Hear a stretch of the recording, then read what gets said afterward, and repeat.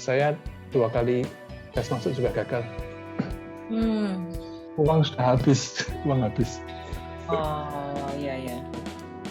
Wah, aku pengen nonton tuh, tiketnya wah mahal sekali gitu. Terus Lady bilang, nggak apa-apa, datang aja. Nanti aku bilang kalau tiketku habis, hilang gitu. Terus saya dikasih kursi sembarang aja yang dekat situ, dan itu lebih bagus dari kursinya Lady.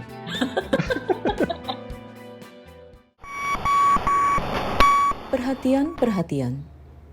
Anda sedang berada di ruang cerita santai non-edukatif bersama Seminar Edukasi Musik. Saya karena sudah muak sama profesornya saya. Oh gitu. Saya nggak mau lagi lihat mukanya gitu, kayaknya udah bosan. Orangnya baik sih, tapi 10 jam dalam 1 minggu saya ketemu dengan dia. Oh really?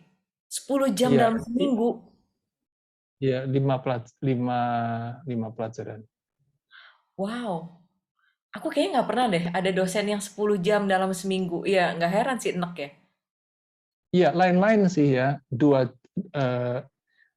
kali 2 jam itu untuk memang khusus untuk dirigen aja. Lalu 1 untuk 1 untuk praktikum. 1 lagi untuk seminar, dan 1 lagi saya harus ikut paduan suaranya. Ya tetap aja tampangnya sama. Suaranya sama, orangnya sama, iya. Ya, Tapi oke. ternyata banyak sekali keuntungannya. Tapi ternyata setelah saya ngajar, saya baru berpikir. Maksudnya keuntungannya bahwa ketemu satu dosen dengan 10 jam gitu maksudnya. Keuntungan apa nih? Iya, saya jadi paham teknik direksi yang sebenarnya gitu. Oke, mungkin Gimana ya karena lebih ceritanya ya? menyeluruh kali ya. Maksudnya bukan cuma paham gerakannya dia, tapi paham juga gerakan orang lain, gerakan dirigen yang lain gitu. Oke. Karena dia sendiri tidak pernah menerangkan. Tapi karena kita observasinya 10 jam per minggu sampai secara tidak sadar menjadi iya. Betul. Oke. Sampai enek gitu, dan itu perlu sekitar 5-6 tahun saya baru digest itu semua, baru tahu gitu. Jadi akhirnya saya bisa ajarkan ke murid saya. Oke. Terus setelah lulus sebagai pengaba itu masih lanjut ya? Apa langsung balik? Langsung balik. Langsung balik? Ya, lalu mulai sedikit-sedikit mulai cari murid, terus mulai mengajar. Itu sudah balik langsung diriin Musikasa ya? Oh belum, waktu itu masih Dumer. Masih di STC kan? Betul. Ya. Ya. Sempat di Tapi STC. waktu itu Musikasanya kita sudah beli. Jadi beberapa kali pulang ke Indonesia itu dengan uang pinjaman kita sudah beli Musikasa. Oke, sudah merintis ya. Ya, sudah merintis. Launchingnya tahun berapa launchingnya? Tahun 2008. 2008. Oke. Terus, oke, itu kan ceritanya Mas Tommy sampai menjadi pengaba ya. Jadi sebenarnya kalau ditanya orang profesinya Mas Tommy, ngomongnya apa? Pengaba. Guru. Oke, guru. Guru apa? Guru musik. Oke. Benar sih. Soalnya Mas Tommy Karena juga mengajar teori dan menyanyi juga, ya. Nyanyi, ya. Jadi singing, musik terutama untuk anak-anak yang ini ya, mau belajar ke Jerman ya, kalau nggak salah. Ke negara yang berbahasa Jerman ya. Betul. Ya. Oke. Dan juga mengajar mengaba ya. Ya. Ini kalau ke orang awam nih ya Mas ya, dibilang ngajar pengaba, emang ada apa yang mau les mengaba? Jawabannya? Dan cuma awam, saya juga berpikir gitu. Oh gitu.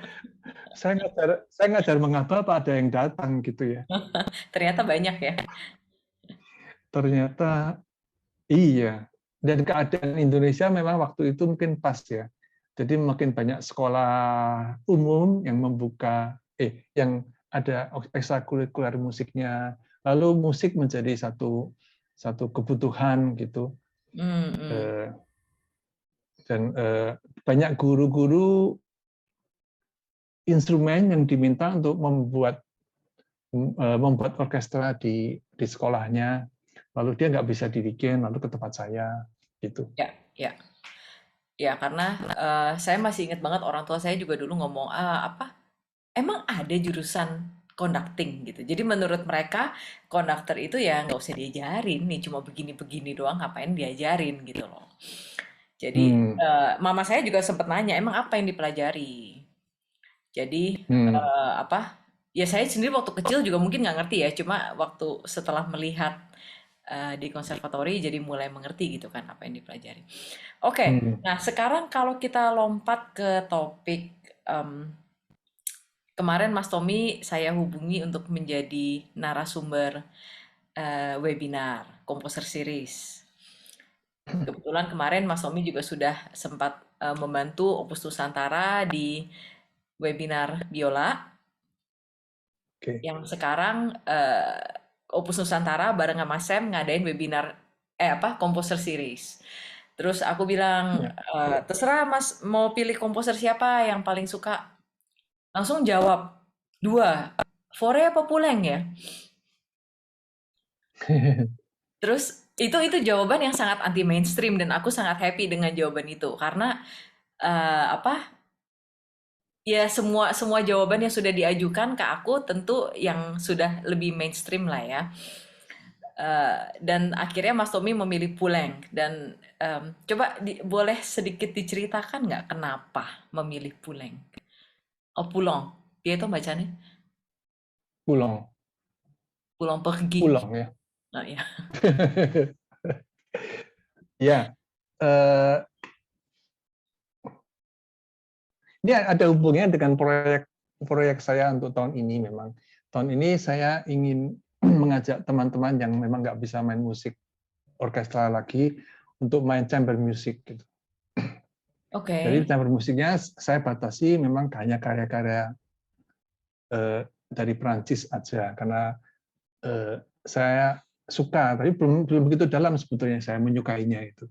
Tapi buat saya ini lain gitu kan. Kenapa kok warnanya lain dengan misalnya Beethoven atau Brahms atau komponis-komponis Jerman dan Austria yang lain. Hmm. Jadi saya lalu menggeluti musik Prancis gitu. Jadi waktu ditanya, saya langsung menyebutkan aja kalau bisa komponis Prancis karena saya sedang mempelajari banyak karya mereka gitu. Belum Tapi sampai ke kalau ya. yang Tapi kenapa? mainstream, kalau yang mainstream tuh kan sebenarnya orang ngomong komponis Prancis pasti yang disebut pertama Debussy. Eh, Gini Kenapa sih mungkin. itu sampai nyampe ke Puleng gitu? Pulang.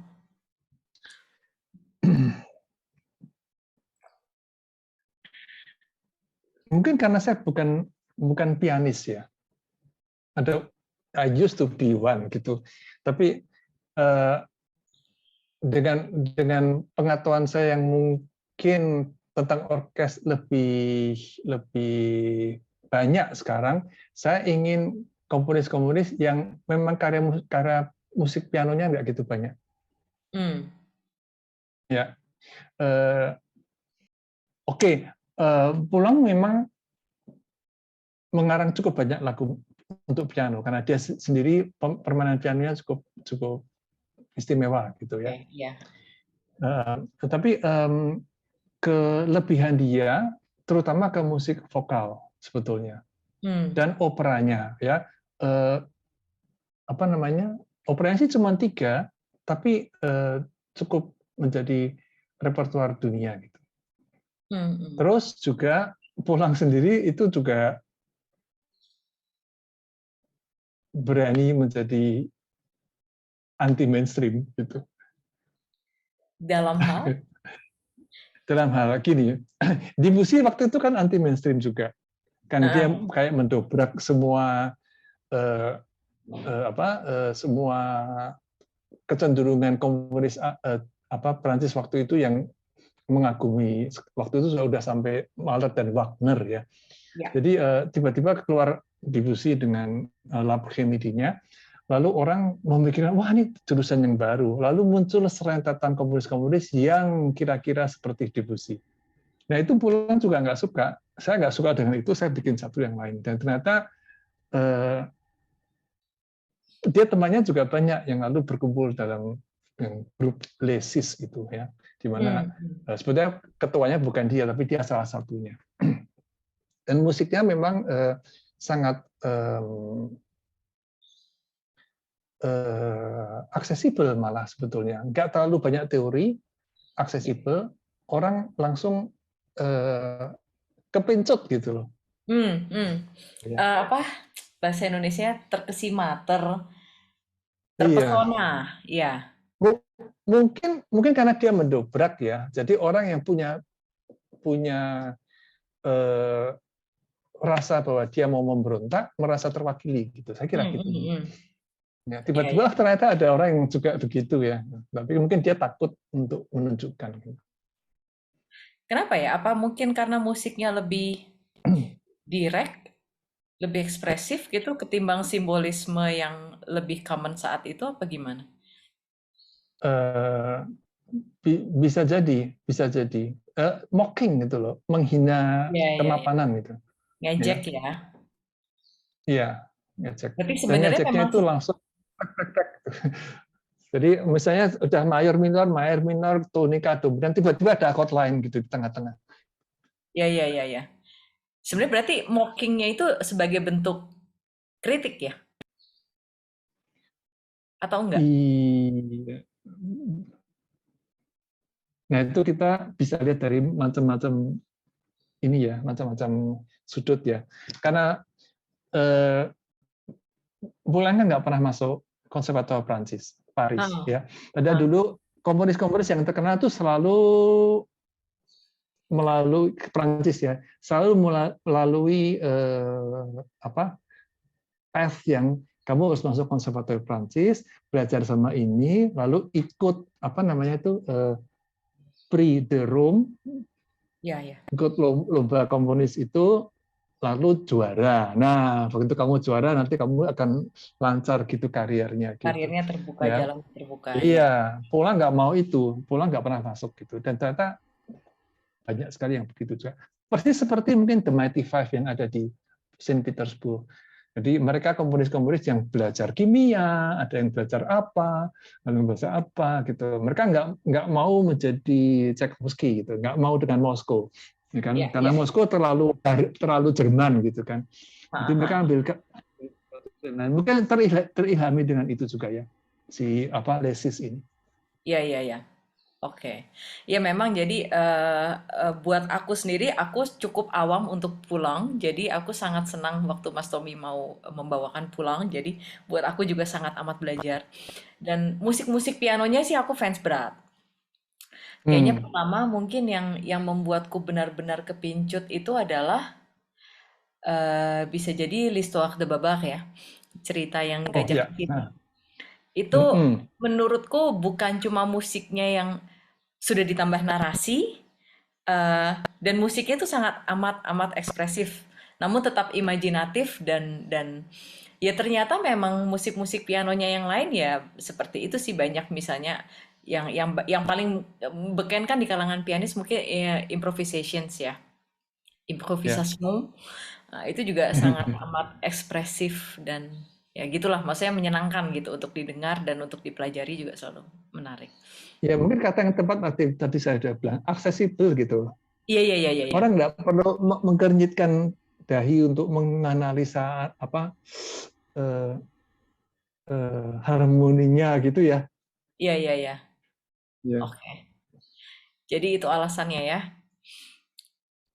Nggak sabar banget mau denger webinarnya. Masih lama ya? Berapa? 7 November ya November. kita ya? Ya, November. Ya. Oke. Kalau ya saya masih mengumpulkan sesuatu juga, banyak hal yang mungkin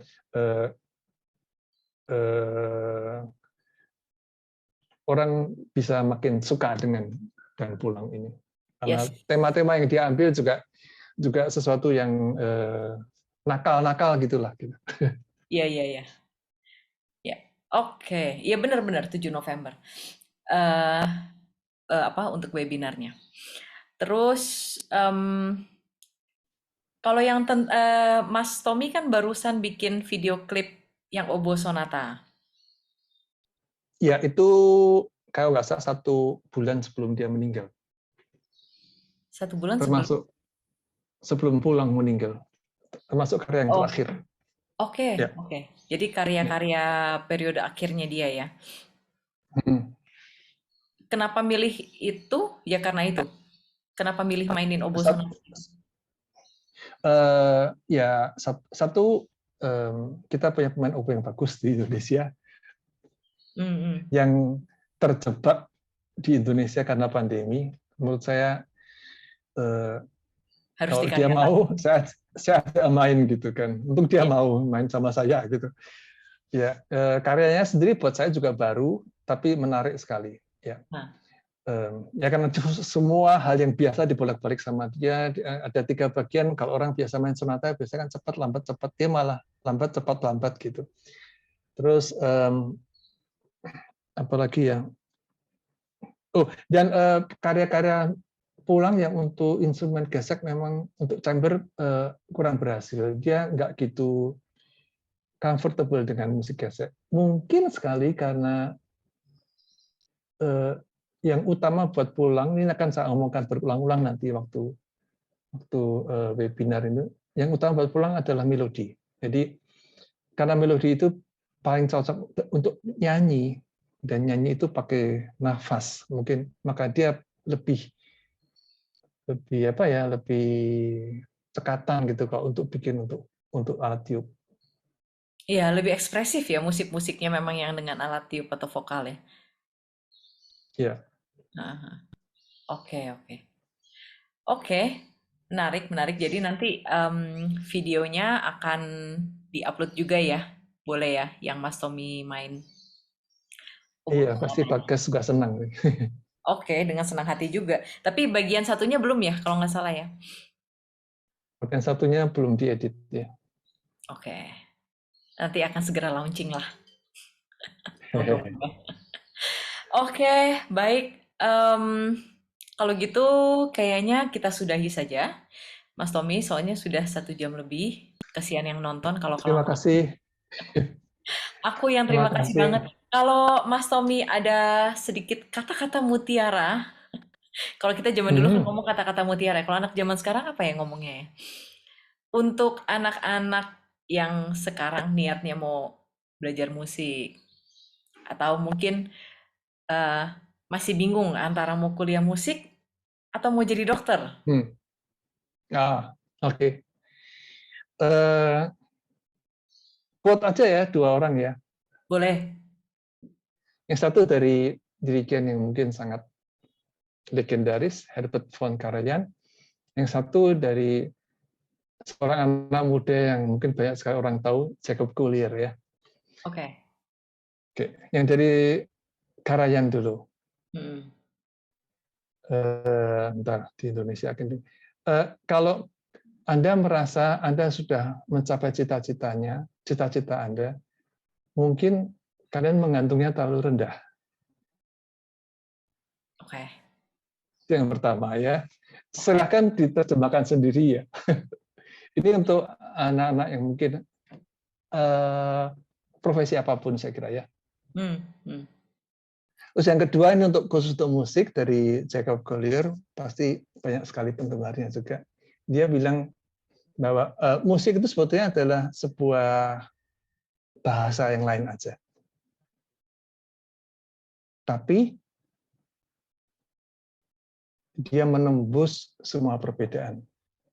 Kecuali mungkin orang tuli ya, karena musik kan bunyi gitu. Ya, beberapa orang tuli mungkin bisa juga merasakan getaran atau apa. Tapi kalau komunikasi dengan bahasa tidak bisa tembus, hanya musik yang bisa. Ya. Itu. Oke, 2 quote yang sangat dalam. untuk menutup.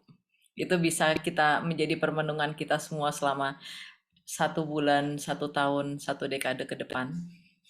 Untuk terus menggantungkan cita-cita kita lebih tinggi lagi. Ya, Oke, baik.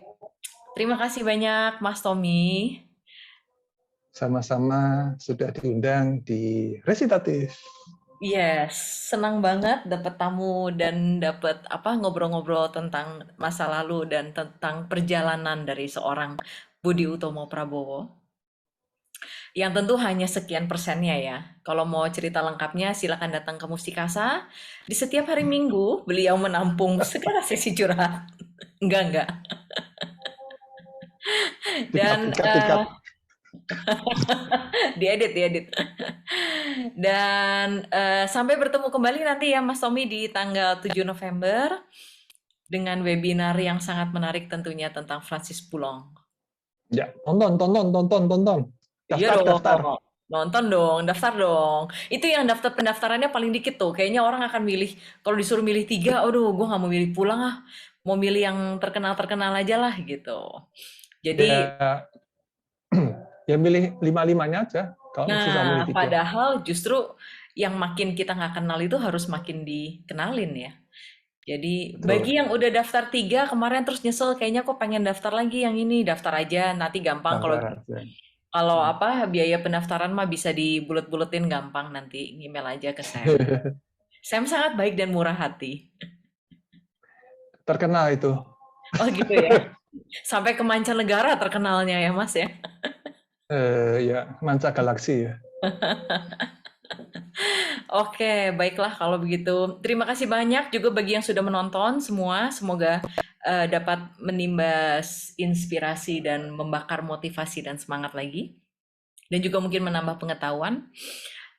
Sampai bertemu semua kembali di ruang recitatif berikutnya. Salam sehat selalu. Bye-bye.